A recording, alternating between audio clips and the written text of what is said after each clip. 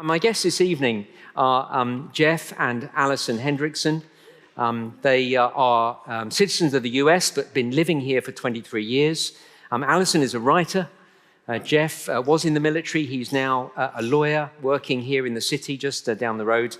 And they have 6 children, and they're all here this evening. But I'm just going to ask Jeff and Allison to come up. As they come up, why don't we give them a big round of applause? So a year ago, you're diagnosed with cancer, stage 4.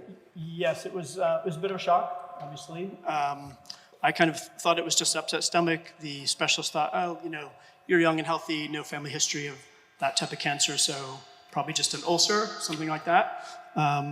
But they sort of did an endoscopy, put a tube down there, and I woke up and he kind of came in the room and said, well, we found a lump. I was like, okay, a lump, is that bad? I think the specialist was a bit, he was probably more upset than I was. It wasn't news that he was welcoming. He kind of said, you have a lump, and he gave me some papers and he fled the room, and it was up to me to kind of look through them and see the words metastatic, stage 4 cancer. So it was quite a shock. It really is quite a shock. Jeff, you have carried on working for the last year. You've been through quite a lot of chemotherapy and, tell us what you have been through. Yeah, so they immediately, after about sort of 10 days in limbo, before you talk to the oncologist, you're kind of left Googling your fate, which is not something I recommend doing because the numbers are quite bleak, frankly. So eventually I got in with an oncologist, and he put me on a very aggressive treatment of chemotherapy and immunotherapy. This was all, by the way, about 2 weeks before Josephine was born, so Allison was 38 weeks pregnant. So we had that going on as well. But I feel quite blessed to say that the treatment has been quite positive. I've had a very good response. The tumors have shrunk by, I would say, 90%, and they're currently quite stable. So they're not gone. They don't talk to you about cancer-free. They don't use words like remission, but the tumors are much smaller. I have no symptoms. And so, I've kept working. So. You've kept working. I find that extraordinary. I mean, it's obviously really worked for you to keep working, but how did you come to that decision that you'd carry on working through, I've got a good friend who's going through chemotherapy at the moment, and he's just completely drained by it. Every couple of weeks, the cycle begins again, but you kept working through it. Tell us about it. And I realized, I've been quite blessed, and my reaction was, the first, I'd say, 4 or 5 cycles of chemo, I didn't really feel very much. And I know it's true, some people are quite laid out, lose all their hair, just want to sort of rest in bed and fatigue and nausea, etc. I had a little bit of that, and certainly by cycle 6, cycle 7, I was really feeling, pretty bad. I would come home, collapse, go to bed. But I must say, I think our sense from God really throughout was that he was going to take care of us. At least in the short term, I was going to be okay. The long term, we can talk about, that's really still unknown. But with that in mind, I sort of helped build a practice for 25 odd years, practice I enjoyed, I had a team I really enjoyed. I wanted to keep doing that. And, frankly, my kids are wonderful, but it's not that relaxing at home, right? It's not like there's a lot of, R&R going on. So the notion that I was just going to sort of sit around at home till the cancer went away, I've rather kept working. So. Yeah. And Allison, you also sort of really sort of wanted to support Jeff in that decision to stay at home. Yeah, well, I think, sorry if I'm Yours is working. Okay. Yeah, yours is working. Yeah, you don't need the microphone. I think this is this is the answer I've struggled the most with, because I had a supernatural experience. And I realize when you say that, it sounds like fairies floated by or people get a glazed look. But it was a supernatural experience, and it was when a Father's Day card came through the mail slot, and it was about the importance of fathers and how mothers and fathers are both needed and they play different roles. And there was one sentence in the Father's Day card, and it said, in ways that mothers can't, fathers protect, they provide, they play, they position their children to succeed in the world. And when I read that, I was just falling apart, because I knew that if Jeff died, I wouldn't be able to compensate. I could be an incredibly devoted mother, but they were going to miss out. That we have 4 daughters, and they would have to walk by themselves down the aisle, or their father would be dead. So I was just standing in the kitchen, falling apart, and I felt like God said, and I actually brought my, this is my She has a prop. Yeah, I actually brought the Father's Day card too. I've saved it. So I have this devotional that our church put out called Awaken. I have a binder clip in it. All the pages are falling apart. So I was going to go get this and just talk to God. And I was walking down the hallway and I felt like God said, no, that's the wrong devotional. I want you to get your Premier Radio devotional. So that had come in the mail. I hadn't really read it. At least not, I think I'd read maybe the beginning. And I felt like it was very clear in my mind. It wasn't an audible voice, but it was very clear. And God said, I want you to turn to the last page. So I turned to the last page, and it was all about when Peter is released from prison, and he has like basically 16 guards are keeping him in prison. He's chained between two guards. An angel walks in. The church is praying for him. An angel walks in, leads him out, takes off his chains, obviously leads him out, and he stands in the street, and then he thinks he's dreaming, and then he wakes up, and basically in that moment I was reading this devotional, and I'll just read you a couple sentences that really overwhelm me. It says, not unreasonably, Peter first assumes his dramatic rescue is a wonderful dream, but as our text realizes, he suddenly realizes he really has been set free. Now he has to reckon with the fact that the impossible has happened. One of the biggest challenges of the Christian life is acknowledging that God really is in the business of doing miracles. As we go about our daily life, we need to raise our level of expectation. When we pray for someone to be healed, we should not be surprised if God actually does heal them. And then the question was, what miracle are you praying for today? And I fell on the floor crying when I read that. And so then we basically have asked all our Christian friends all over the world to pray that Jeff would be healed. Allison, thanks so much. Now, I'm going to ask you, as you answer questions, just go a bit slower. Oh, I'm so sorry. That's I'm fine. trying to be That's fine. succinct. And a bit louder. It's difficult speaking in front of all these people. A bit slower and a bit louder. But Okay. Jeff, look, you're looking very well now, may I say. Thank you. You look good too, Paul. Thank you. Just tell us what actually led you to actually discovering that you had cancer. Let's go back a step. Yeah, so I'd just been feeling a bit sort of stomach upset. Allison had noticed I'd lost weight, though I never really tracked my weight, so I was like, yeah, whatever, fine. In fact, at one point, I think she thought I looked a bit too good, like suspiciously good, like, you've lost too much weight. And she started sort of pointing this out, but it wasn't until my, sort of trainer at the gym started pointing it out too. I was like, okay, I must have lost weight. So I went and saw a GP to get a specialist appointment. She made the referral, and then I just put it off because I was very busy at work. But this GP kept calling me and asking me, have you made this referral yet? Have you and it was almost, to kind of make her stop calling me, that I actually booked the scan and kind of, after 6 weeks had gone by, got the follow-up, and that's when I got the news.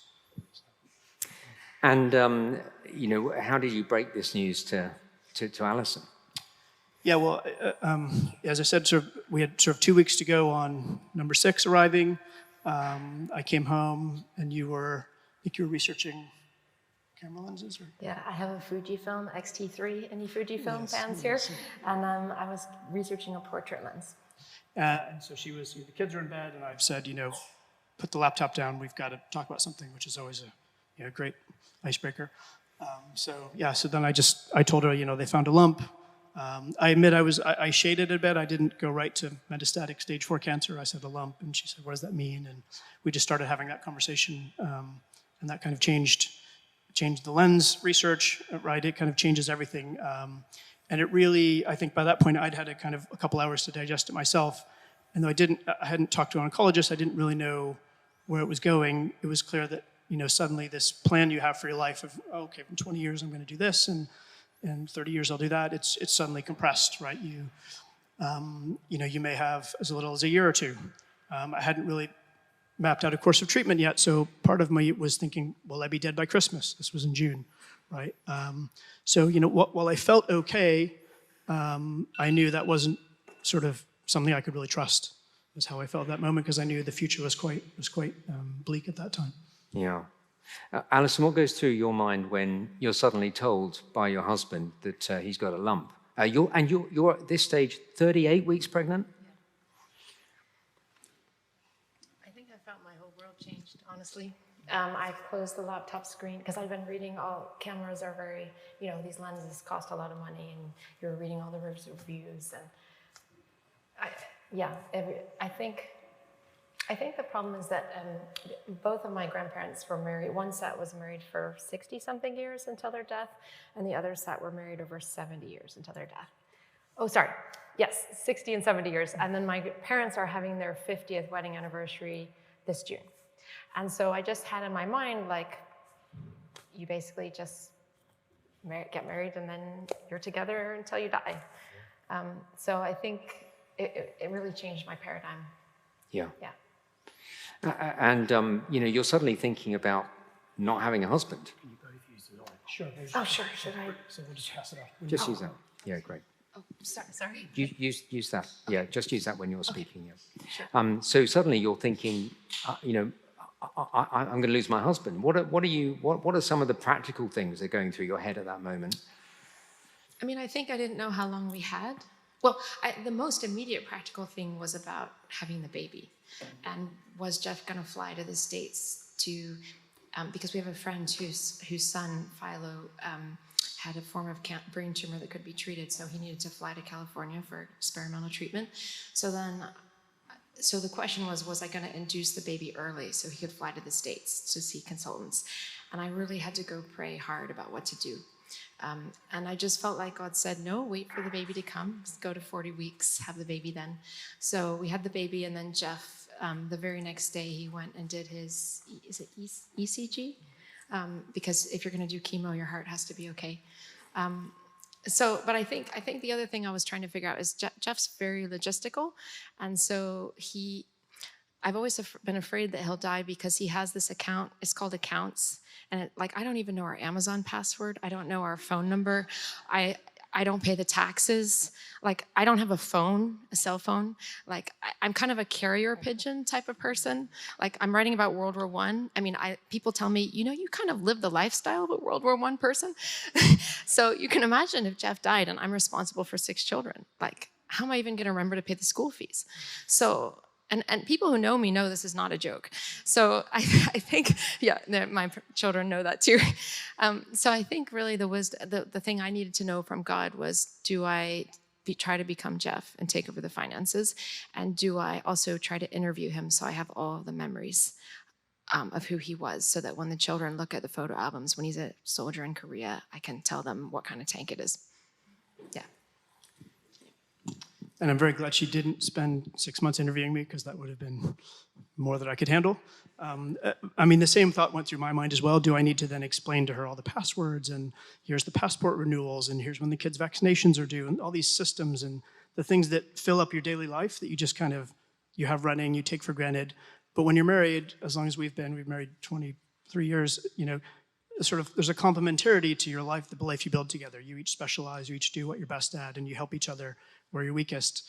And suddenly I was faced with, how am I going to both spend my remaining time with my kids in a meaningful way and sort of transition all of our systems and logistics and everything else to Allison, even as she's dealing with the stress of losing me, et cetera. So we were really, I think, for that first month or two, and even as the baby was coming, really quite overwhelmed. It is a remarkable thing. I don't suppose that most of us have been through anything like you've been through. We might know people who've been through something similar, maybe, I don't know. But certainly, I think until I spoke to you, I hadn't quite grasped, it's not, this is huge. I'm going to die, potentially. My husband's going to die. That's big enough, but then it's just all the implications of that. You've got a young child, you've just everything. It's just enormous, just sort of stacking up. I can't begin to know how you sort of get to grips with all of that. We were also moving flats at the same time. What else could go wrong, right? It really was all kind of happening at the same time. Kitchen refurb. So they delivered the wrong fridge. Yeah, it gets worse. They delivered the wrong fridge when you're having. You just think, insult to injury. Yeah. Can't they even get that right? Don't you know the problems that I'm going through? Now, how would you have described your relationship with God before all this happened? What would you have said if somebody had asked you that question? It's up to you. I was raised a Christian, and I'd always had. I think faith was always quite important to me. So it's not that there was, I didn't have a faith or relationship with God. I think this really did, though, test sort of, what does it mean to you day to day, right? It's all well and good to think, 30 years from now I'll die and then I'll worry about it. right? And in the meantime, my inbox is full. I've got lots to do. My kids are needing me, and I just won't think about the bigger things. I think this all really kind of brought home and accelerated thinking about, what happens to me after I die, right? Do I have hope in that? What kind of person do I want to be with whatever time I have left, whether it's 1 year or 20 years? Just that living in uncertainty, I think, becomes quite challenging day to day. And so I really did fall back on my faith and hope in that moment. So. Yeah, I think for me, I guess there's three things. One would be it changes the way you argue, because normally if you're a very different personality, you just have an argument. But then now I always think, oh, I can't say that. Like, how long will Jeff be around? So there's this, and there's even a sense of nostalgia for the things that normally irritate you. So Jeff really loves really useful storage boxes because he's very logistical, as I said. So they're all the Legos piled up, and I'm thinking, oh, why does he have so many of these plastic boxes?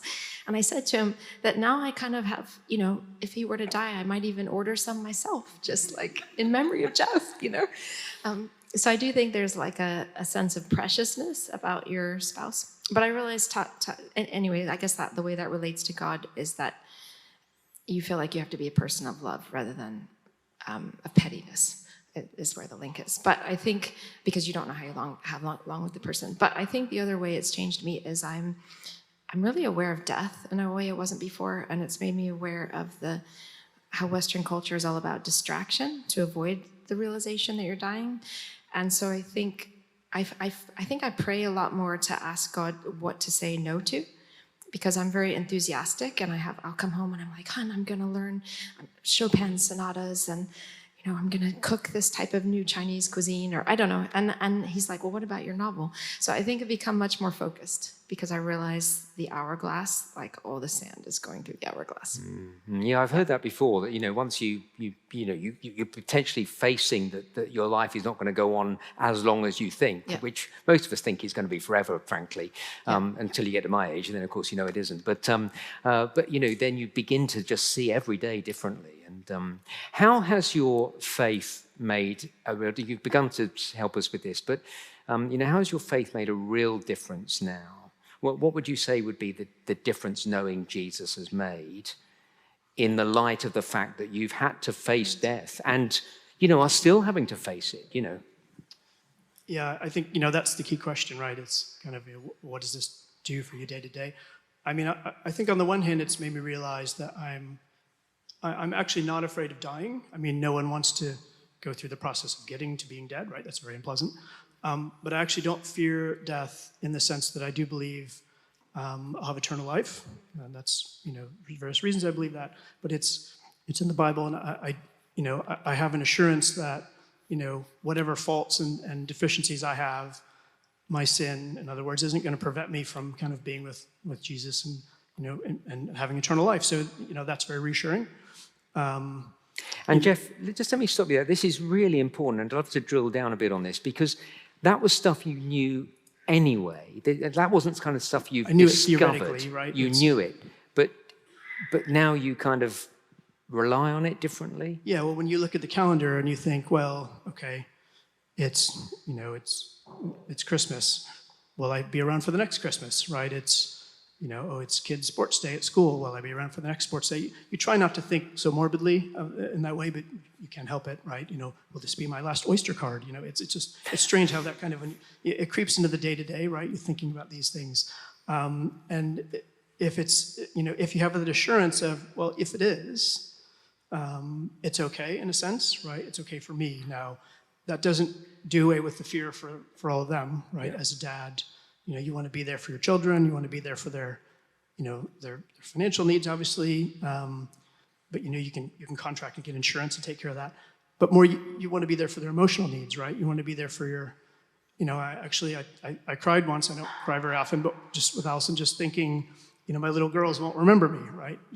The one was, I think, 2 months old, and the other one is 2.5 years old. And will they even remember me if I died 6 months from now? I'll be just photos in an album to them, right? So, but having that assurance of, God will make it okay, doesn't mean I'll get my plan, doesn't mean I'll be around for 30 more years, because I don't have any assurance of that even now, right?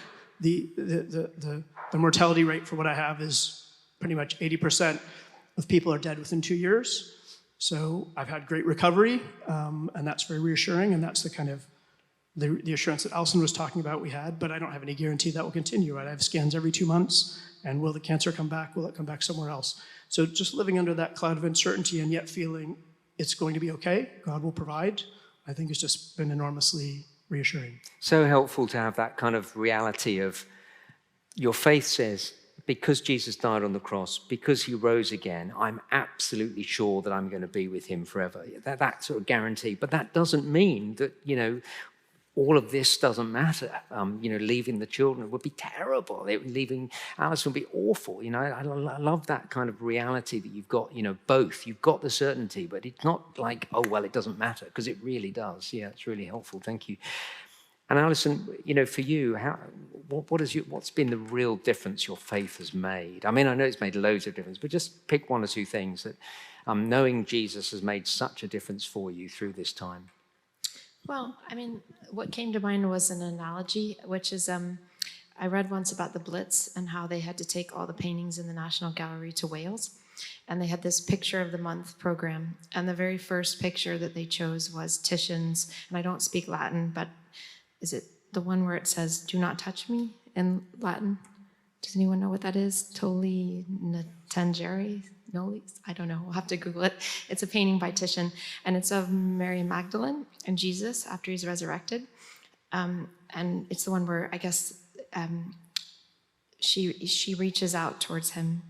And I think it was really interesting that that was the painting that they chose to display when London was being bombed, because it's like a reminder of resurrection, and it's a reminder like Mary, all her hopes are dashed when she sees, because she thinks Jesus is dead and that his body's been stolen and he's the gardener. And so then when she encounters him and he's alive, it's like everything becomes possible. So I think for me, yeah, every day I wake up, I mean, so much as a mom, so many of my prayers are very practical. Like we had to get a new kitchen table, and our 3-year-old accidentally drew on this 4,000 euro coffee table at the furniture store. And so it was literally like, dear God, please let them get the green marker so we don't have to buy the coffee table. And that was like my prayer for a whole day until the salespeople called, like, we got it off, like, yay. But so I think that's like my daily reality.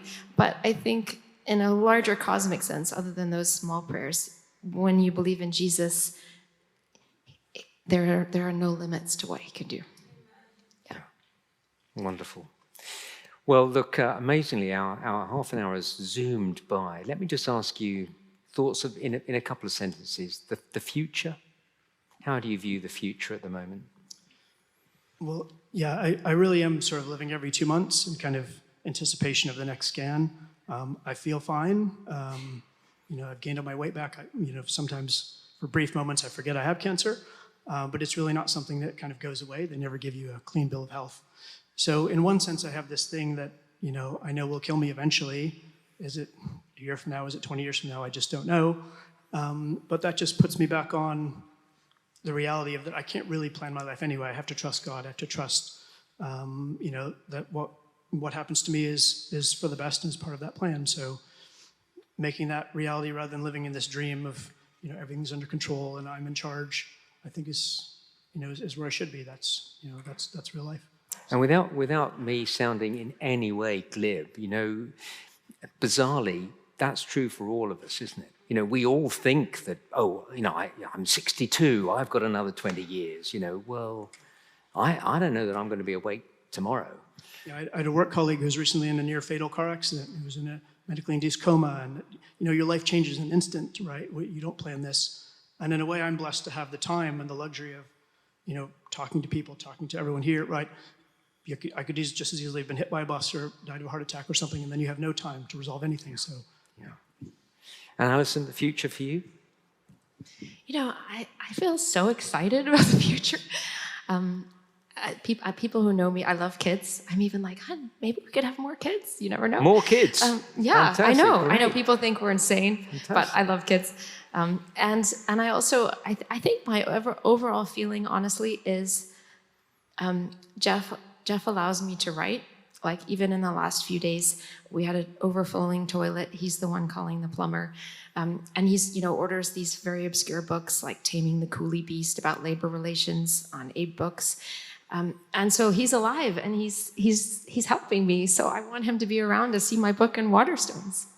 Yeah. Oh, wonderful. Hey, thank you so much indeed. We're going to invite them back to answer some questions in a moment, but you've been so kind to share your lives with us so far. Should we give them a big round of applause and thank them? Thank you so much. Thank you.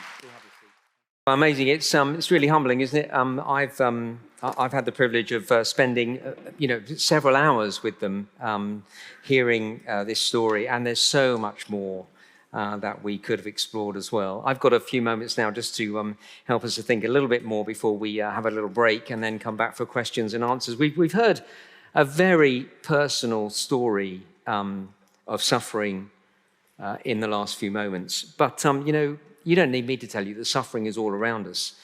We're confronted by it every day on our news feeds. Just last Friday, the MPs here in Britain were debating the assisted dying bill. And whatever we make of that particular debate, whichever side of the argument we're on, the assisted dying bill is only a thing because there is so much suffering in the world. And look, there are no easy answers to the problem of suffering, so you won't get those this evening. Theologians and philosophers and regular people like you and me have been trying to grapple with the whole issue of suffering since the basement of time. And I've been asked to just give you a few minutes to think about the Christian perspective. I've got sort of less than 15 minutes. I'm very conscious that I can't possibly wrap it all up in 15 minutes. And there are people here who, apart from Jeff and Allison, who will be going through suffering and have suffered. And I'm very conscious it's a very emotive subject. As a clergyman, an Anglican clergyman, I'm often invited into some of the most sad situations that life throws at you. I'll never forget the day I got a call to rush to the hospital. A young man in the congregation, a tree surgeon, while he was up the tree, had a terrible accident. I didn't know all the details. When I got to the hospital, Mum and Dad were there, his sister was there. And through the tears, they told me that while he was up the tree, the chainsaw that he was using kicked back and went into his neck and severed the arteries in his neck. And I sat with the family for hours on that day, and then day after day, and we talked a bit, we cried a lot, and we sat most of the time in silence, not knowing what to say, and he never regained consciousness. And I was there when they turned off the life support machine. On another occasion, I was called by a teenager asking me to go round to their home as soon as I could. I went round immediately. When I got there, I discovered that Dad had just admitted to having an adulterous affair. A very different type of suffering to the other family that I've just mentioned, but the emotional pain was immense. And what they felt then on that day, having just discovered this news, was actually just the beginning of years of heart-wrenching agony. And I will never forget, I know exactly where I was when I got a call from a young man to tell me that his wife, who was 36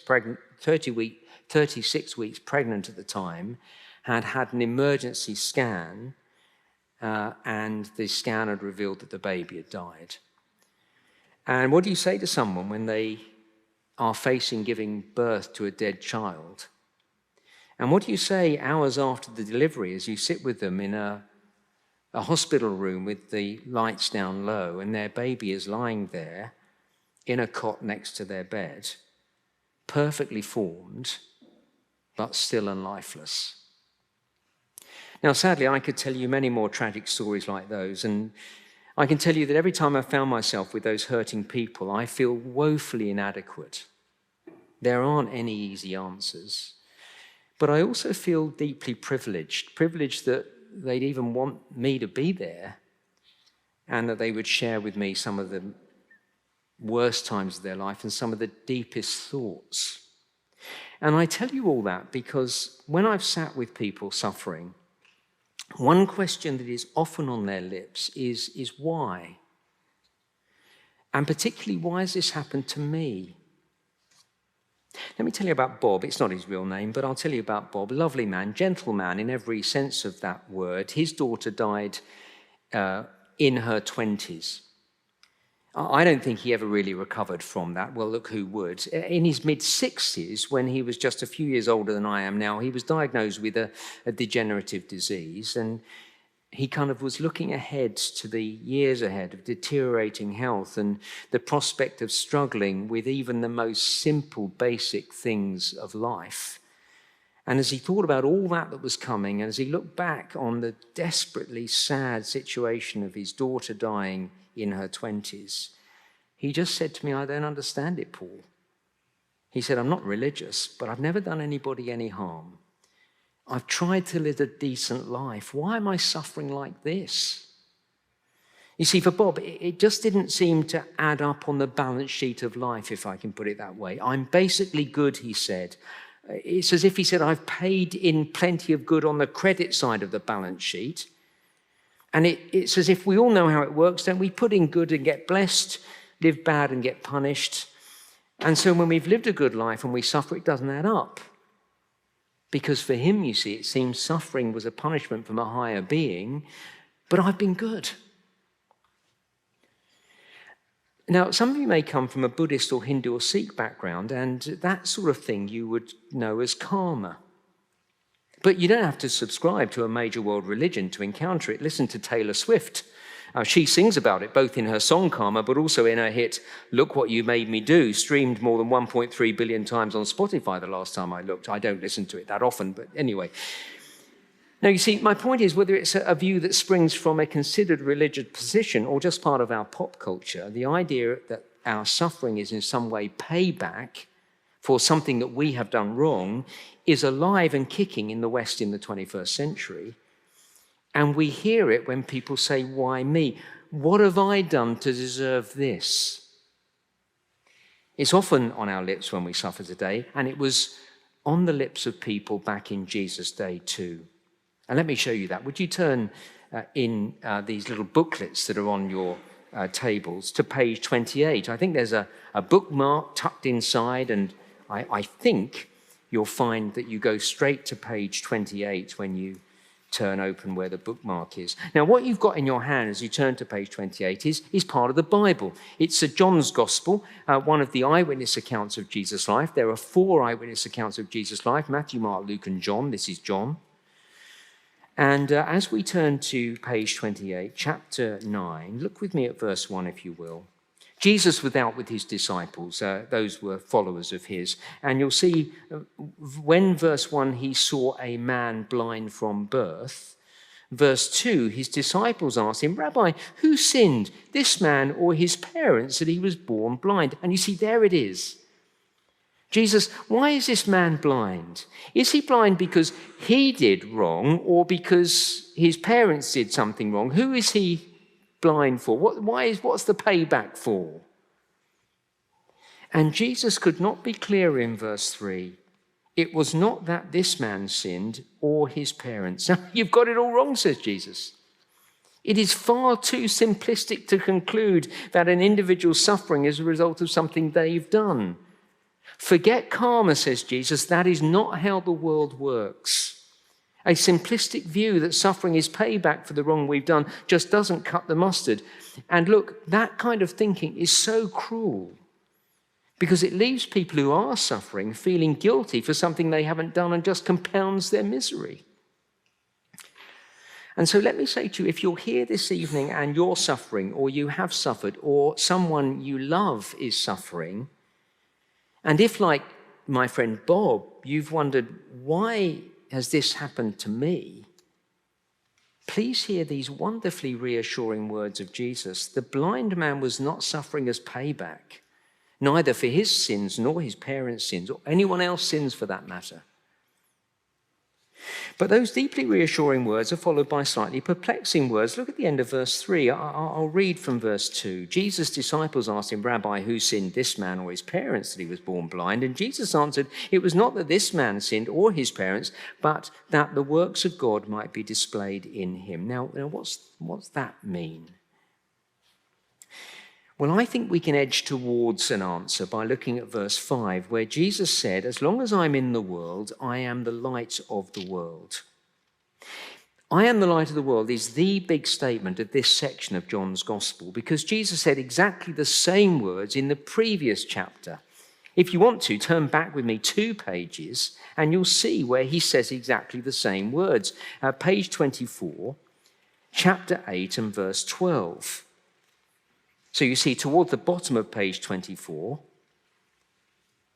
chapter 8, verse 12, Jesus spoke saying, I'm the light of the world. There it is again. I'm the light of the world. Whoever follows me will not walk in darkness, but will have the light of life. So this whole section, chapter 8 and 9, is telling us something huge about Jesus. By describing him as the light of the world, this makes him relevant to every man and woman and boy and girl who ever walked planet Earth, because we are all living in darkness. That was certainly the case, you see, for the blind man. From the moment he was born, he was in darkness. And what the blind man experienced physically is what we all experience intellectually, morally, and spiritually. Intellectually. We're in the dark in not knowing what life is all about. You know, often we talk about being in the dark when we don't understand something. Well, we feel it really acutely when we suffer. Why is this happening to me? I'm in the dark over that issue. Why is this happening to me? I don't understand. Makes me think of Sharon. She, again, not her real name, she suffered terribly. As a teenager, she was diagnosed with rheumatoid arthritis. And despite medication, the pain she had to endure throughout her life was immense. It really never went away. And Sharon said to me, if only I could make sense of it, it would help. She'd still be in pain, but it would help. Now, you see, whether it's a result of suffering or not, just trying to make sense of life it's horrible, fumbling around in the dark. I'm at that stage in life when getting up in the middle of the night is the norm. Now, if you have no idea what I'm talking about, believe me, if you live long enough, you will. Anyway, having to get up in the night is normal, a normal part of life for me these days. When I'm at home, it's fine. Because even though I don't put the light on so as not to wake my wife up, I know my way out of the bedroom, along the corridor, to get to the bathroom and back again. Now you know what I'm talking about, don't you? But earlier in the year, we were staying in someone else's house. And as the first night we stayed there, I woke up at 3:30 a.m., as usual. As I got out of bed in a room I wasn't used to, I bashed my little toe on a chest of drawers. That really hurt. I let out a shriek.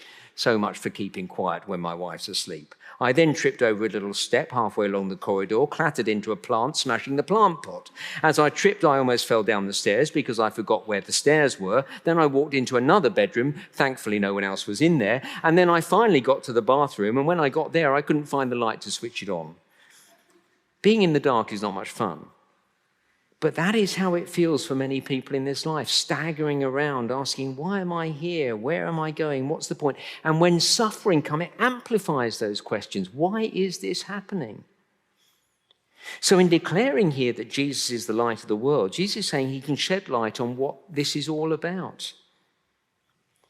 He says he can make sense of life. He can even begin to help us to make sense of our suffering. Now, again, no easy answers.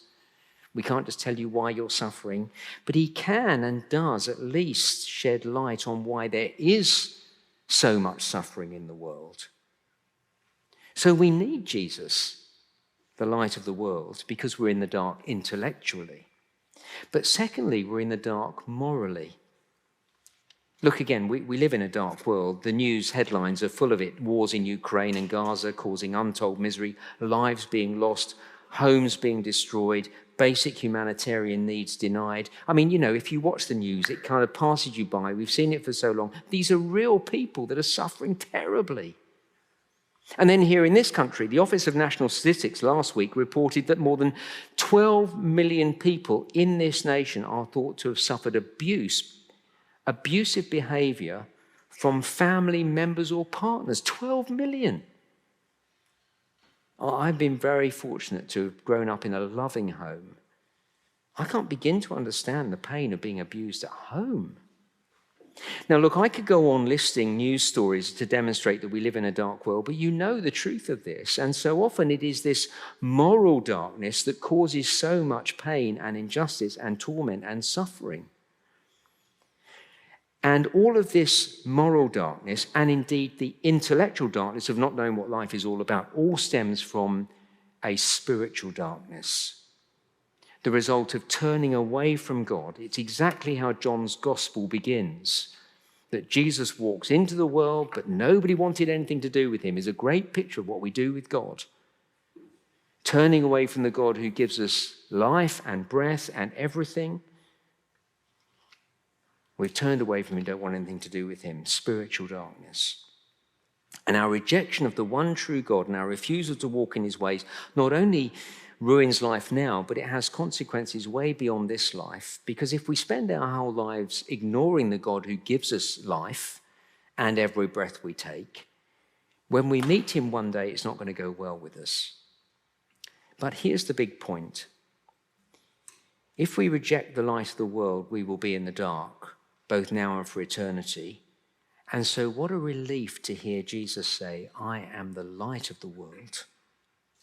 I can shed light on what life is all about, but more than that, I can get you out of your moral and spiritual darkness. I can bring you into the light, says Jesus. It's a staggering claim, a claim that no mere mortal would ever dream of making, but then you see Jesus is no mere mortal. And as I begin to draw us to a close, we see that in this story with the blind man in chapter 9. Again, come back with me to page 28. And John chapter 9, verse 5. Remember, Jesus just said, I am the light of the world. We see that in verse 5 of chapter 9, page 28. And then verse 6, having said these things, he spat on the ground, made mud with the saliva. Then he anointed the man's eyes with the mud and said to him, go, wash in the pool of Siloam, which means sent. So he went and washed and came back seeing. This man had been blind from birth and now he can see. And isn't it amazing? It's one thing to make these great claims for yourself, I'm the light of the world. It's quite another to deliver on them, but that's what Jesus did here. He took a man who all his life had been in the darkness and brought him into the light by restoring his sight. A miracle that shows that Jesus is no mere mortal. A miracle to prove that he is the light of the world. And a miracle, and this is the most important thing for us this evening, to demonstrate that he can bring us out of darkness into light too. And I think that is what sheds light on the words of Jesus in verse 3. This man was born blind, that the works of God might be displayed in him. See, through the man's blindness, we can see the glory of Jesus. And sometimes it is only through the darkness of suffering that we will turn to Jesus, who is the light. C.S. Lewis, who is the author of the Chronicles of Narnia, the most famous being The Lion, the Witch, and the Wardrobe. But he wasn't only a children's author. He was an Oxford Don. He was an atheist who became a Christian. And in a book about suffering called The Problem of Pain, C.S. Lewis wrote these words, God whispers to us in our pleasures. He speaks in our conscience, but he shouts in our pains.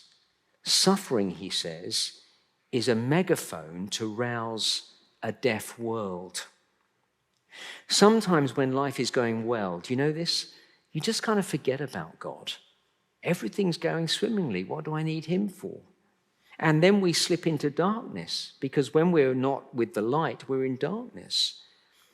And God graciously uses suffering to help us consider Jesus. Wonder what life's all about. Think seriously about how long I have, the sorts of things we've been hearing this evening. And to turn to Jesus, who can bring us out of darkness into light. To turn to Jesus, who loves us enough to die for us, to restore our relationship with God. To turn to Jesus, who himself suffered.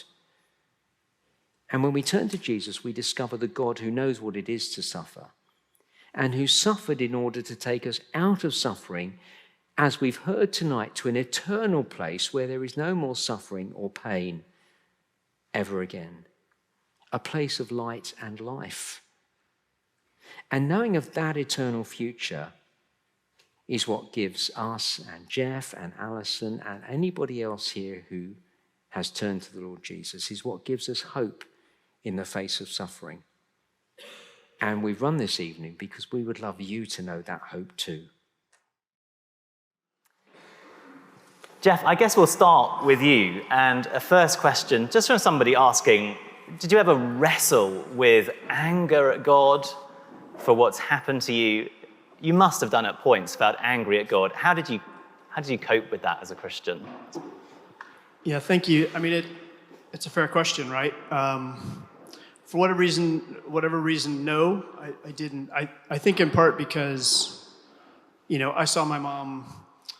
She was diagnosed with cancer when I was 10. I think she was in her 30s. She died when I was 17, so she was in her early 40s. I never saw her wrestle with that, or at least she never shared that with me. So I think in part I had that modeling. But also I don't know, maybe because she died when I was quite young, when she was quite young, it just didn't occur to me that, you can't expect to have this amazing, wonderful 80 years of prosperity and everything good. There's a lot of suffering, as Paul said, right? So if suddenly I have to share it when I've had so many blessings and so much provided to me, it just didn't occur to me to be angry, I guess. Yeah. I mean, Paul, you mentioned that you've spoken to people over the course of your time in ministry, many people who are going through a lot of pain. And as you mentioned, there might be people here, there will be people here who are right in the eye of the storm, so to speak. What would you say to someone like that? Who, let's say, for example, they've had a similar experience to finding out that their husband or their wife has had an affair, and they're in the eye of that storm. As a Christian, from the lips of Jesus, what do you say to them? Yeah, well, if there are people like that here, first thing I want to do is say sorry, and it's hard. Again, there are no easy answers, and I suppose, when you're in it, it's really hard to say anything. Most of the time when I'm going through situations with people who are really struggling, I just want to be there for them. That's really all they want and can take at the time. So if that's you, we want to be here for you. You don't know us, but we want to be we want to be a church that can be trusted. And I think if you're with someone who's suffering, just be there for them. That's what they need when they're really going through it. But is there anything we can say? Well, I guess ultimately we get our confidence in looking at the person of Jesus. What is he like? Is he one who cares? As I've read the Bible over the years, I've discovered a God who is not only awesomely able to help, but who deeply cares for people. We were looking last night when we were thinking about death again, but death rather than just suffering. We were looking at John chapter 11. Again, you can read about it in here. Jesus raises Lazarus from the dead. And there's this remarkable moment when he's about to raise a dead man from the dead. And Jesus wept. And you think, hey, if that had been me, I'd have been bowling up to the graveside, and I'd have said, stand back, everybody, it's okay, I'm here, I'm going to sort it out. Well, he does sort it out, but actually he's not like that. He feels the pain. What a God to actually say, I know what it is you're going through. I feel your pain. I care for you. I mean, there's no other God that is in world religions. I mean, they're not real gods anyway, but there's no other God like him that actually feels it. Yeah. So I think, sorry, long answer, but I think I want to point them to the God who says, I love you deeply. I'm there for you in it. And I feel your pain and I want to help you through. And picking up on that theme, maybe starting with you, Allison, are there particular things about the Lord Jesus or particular books of the Bible or truths from the Bible that have kept you going in the hardest moments of what you've been going through as a family? Yeah, I think there are two, actually. One of them is a verse that Jeff told me there was a lump, but he didn't say it was 2 tumors, metastatic. I had in my mind, oh, lump, okay, maybe that could be benign. Did a bit of Googling. There was like, some very innocent things that the lump could be. And then I was reading my devotion, and the verse was 1 Peter 4:12. And it says, "Beloved, do not think it strange concerning the fiery trial which is to try you, as though some strange thing happened to you, but rejoice to the extent that you partake of Christ's sufferings, that when his glory is revealed, you may also be glad with exceeding joy."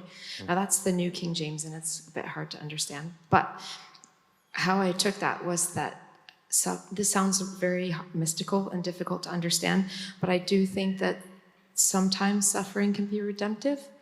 And it can make you maybe a less unempathetic person, because then if you have a perfect life and you're kind of an influencer on Instagram, I mean, no one has a perfect life, but let's say you're trying to get a perfect life, then maybe you can be impatient with imperfection or just not be able to sympathize with other people. And I do think there's something about suffering that it's kind of a leveler. Like now you're all human and you're all mortal. So I think that verse has helped me. But then the other verse that's helped me was from Ephesians. And by the way, if I'm being too mystical, please tell me, because my kids will be like, "Mom, ooh, come down." But anyway, so the other verse is Ephesians 1, and it's verse 18. "I pray also that the eyes of your heart may be enlightened, in order that you may know the hope to which he has called you, the riches of his glorious inheritance in the saints, and his incomparably great power for us who believe." And I think I've experienced that incomparably great power. And so I know there's probably people in this room who maybe like you're afraid, I don't know, you're in a job and you're going to take another job where you take a huge pay cut and you don't know how you're going to pay the mortgage, or you're trying to forgive someone that you haven't been able to forgive for 20 years, or whatever situation you're facing that seems impossible. Like, he has the power to help you. Honestly, that's been my experience in the past year. Very good. I guess one of the things that can be hard sometimes when you're going through suffering is you read passages of the Bible like that, or perhaps you read a story like the story of the blind man in John 9, and you think, why is there no miraculous deliverance for me? Why can I not see God's light or God's power at work in my life the way he seems to be at work in people in the Bible's life? Paul, how do you answer that question? It's one of the things a couple of people have asked about. Yeah, it's really good. I don't know the answer to that. It is remarkable. This time last year, we had somebody sit here who had cancer, and she's now clear of it, and it is incredible. I mean, she would say that God has healed her. We've been praying for God to heal her, and she has been. But we also know people in this very church family who have cancer who have not been healed. Why does he answer the prayer one way and not for the other? I don't know. So the answer is, I don't know. But I think you then go back to the character of God. Is he just not interested in me because I haven't been healed? Oh, no, that definitely is not the case. And you need to, I think, look at who this God is, what he's like. And again, I don't want to say this glibly, and I'm not the one sitting here with cancer, but we are all going to die, and there's a bigger thing that Jesus has come to deal with, and that is to give us eternal life. So I'm not saying glibly, well, it doesn't matter whether you get healed or not, because it really does. But we're all going to die one day, and Jesus ultimately came to deal with that problem, to bring us to eternal life where there'd be no more death ever again. I think that was the point of John 9 and of the blind man who was healed. He's showing us that he can bring us into the light. He can bring us, he can do the thing that no one else can do. Can you say a bit more, Paul, about that connection between spiritual darkness and suffering? Because you mentioned those three sorts of darkness, the intellectual darkness, the moral darkness, and then the spiritual darkness. And then how Jesus comes into that as the light of the world. But you're not saying that when we suffer, it's as a punishment from God for some specific thing that we've done. So Can we tease out that connection between, on the one hand, spiritual darkness, and on the other hand, suffering, and how Jesus speaks into that? Yeah, thanks very much. So, I mean, look, if you go right back to the beginning of the Bible, fascinatingly, the first couple of chapters are really foundational to understanding the whole Bible. If you go right back to the beginning, you see that God created a perfect world, beautiful, perfect world, and human beings rebel against him, and suddenly the world goes wrong. And so we can see that all our suffering can be traced back to the fact that we have turned away from God. If I put it this way, if God is the one who gives me life and breath and everything, if I turn away from the one who gives me life, what have I got? No life. If I turn away from the one who's giving me my breath, what do I have? Eventually no breath. And you might say, yeah, but I'm alive and I've got breath. Well, look at the flower on the table. The flower on the table is dead. It doesn't look it at the moment, but it's been cut. And I'm presuming they are real, are they? Not fake ones, okay? Okay, I'm assuming they're real. So it's been cut, and it looks beautiful at the moment. It seems to be flourishing, but it is going to die. And once you cut yourself off from the life source, you might, for a while, look beautiful and flourish, but you are going to die. That is the human condition. That is the human race. Now, what we don't want to do is say that any particular suffering is down to that. This is the point of the blind man. It wasn't that he had done something particularly wrong, but he's part of the human condition. And one way and another, we're all part of that. And that's why we're all dying. So look at me, 62 years old, wrinkly. I look in the mirror every day and I think, who is that old guy looking back at me? And, I am going in one direction and it's not a good one. And there's nothing I can do to stop it. And that's not because I'm particularly sinful, but because I'm part of the human condition. Does that answer your question, George? That does answer the question. And I mean, it'd be great to hear, Jeff, from you in terms of what about that keeps you going? Someone has asked, you say you believe all these things. Can you say a bit more about how knowing that in your head, I guess, actually helps you keep going in the day-to-day, mundane things of life? Yeah, well, I'm struck, Paul, by what you said, that that my suffering isn't some kind of indictment of something I've done wrong. That's quite reassuring, right? On the other hand, it is my cross to bear at the moment, right? Until maybe I get the miraculous outcome that your friend had. Maybe I don't. It's interesting, when you fill out the consent forms at the start of chemotherapy, there's a little box that says, what's the purpose of this treatment? And they encourage you not to put curative, because that's not the goal. Like palliative, that's the goal. Extending your lifespan, diminishing the symptoms. It's quite sobering, right? It's kind of, and it'd be quite easy to say, well, what did I do wrong? Did I eat the wrong thing? Did I have the wrong lifestyle? But at the end of the day, it's just, as you say, we all get there. It's just a matter of how quickly. So I think the reassurance that this isn't something I've done wrong necessarily. Obviously, there's still consequences if I don't take my chemotherapy pills, right? That's worse than if I do, right? We still suffer the consequences of our own decisions, but at the end of the day, God does have a plan, and there's a purpose to this. And if I find purpose in the suffering and make it somehow redemptive, I think that's all I can really ask. Well, and I will say, when we were talking about what name we should give our daughter, we named her Josephine after Joseph. And I think what I'm really struck by with Joseph is that he had a lot of, the suffering only made sense in retrospect, because he's sold into slavery by his brothers. He's at Potiphar's house accused of sexual assault. He's stuck in jail. Everyone forgets about him for years. And if you look at his life at that point, it just seems like injustice after injustice.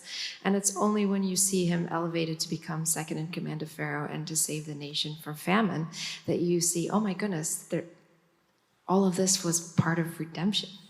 And so giving Josephine that name was to say, okay, this is a faith statement that when God sends suffering into your life, this is not random. This is not because he doesn't love you, and it's not because he's powerless or he's absent-minded or sleeping. It's because he wants to redeem you. Very helpful. It struck me as you were talking in your interview earlier, Jeff, that I think you said something along the lines of, I've got a disease and it's going to kill me eventually. And it struck me that there's a sense in which that's true of all of us. just as Paul was saying there, that we're all by nature cut off from our Maker, the one who gives us breath and life. It's the disease the Bible calls sin, and it will kill us eventually.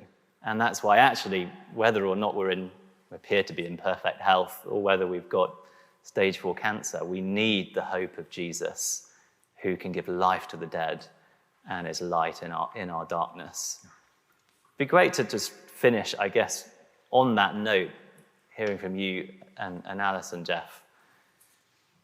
Let's say the worst does happen. You've said it will happen eventually. It might be 20 years. It might be much sooner than that.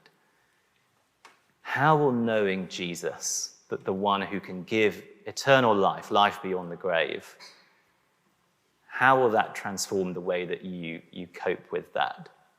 Maybe Allison, it'd be good to hear from you, and then Jeff, as you look to that coming eventually, it'd be great to finish with you. I think it's because, obviously, I'll miss Jeff enormously, so this won't be easy. But I think it's the knowledge that there is another world. And I've actually been writing an essay about death that I haven't made very much progress on because I have so many practical things to do. But I've been doing a lot of reading about that, and there was this book by Sebastian Junger called In My Time of Dying, where he almost dies during surgery, and this black pit opens up, and his dead father is in the black pit. And you can read the essay, it's really interesting, but it made me think that and he's an atheist, so he's like, what is my father doing there? I don't get it. And then he's trying to figure out about this essay and his experience. And so I think knowing that Jesus exists and that there are all these, his mother Renee will be in heaven and he will be in heaven, and it won't just be floaty clouds and little angels. It'll there's something I think we can't understand about heaven. It's very mysterious, but I know he'll be there. And so it won't be it's the end. Yeah, and to add to that, I think we don't know much about heaven. I don't have a very firm concept, and as Allison said, it's not a bunch of angels and harps and whatever. But it's a place of no suffering, no pain, no sadness. So you think of all the things of this world that Paul spoke about, that we'd rather not be in this world, they're absent from heaven, right? And all the things that are wonderful about this world that God created, right? We're going to be reunited with that creator. So I think that just gives me hope, right? Whether it's next year or 20 years from now or what have you, I don't have to be angry. I don't have to feel, like I've been not denied something, I'm being punished. I can just be reassured through that. So I think that's just enormously powerful. Paul, Allison, Jeff, thank you so much for answering our questions. There's lots of questions, inevitably, that we haven't had time for, but I think that these three will be around after the meeting, probably somewhere here near the front. So do come and chat to them and ask them your question if we haven't had time for that. There's a number of ways to follow up from this evening if you'd like to find out more. And so I guess in the first instance, we've got another event tomorrow evening. Do come along and hear about hope in the face of emptiness. It's another fantastic story. And Paul, again, speaking after that from a different passage of John. So do come along tomorrow evening to hear about hope in the face of emptiness. And then if you'd like to take something away with you from this evening, we've been thinking all about hope. And I suppose what we've heard is that hope has a name. His name is Jesus.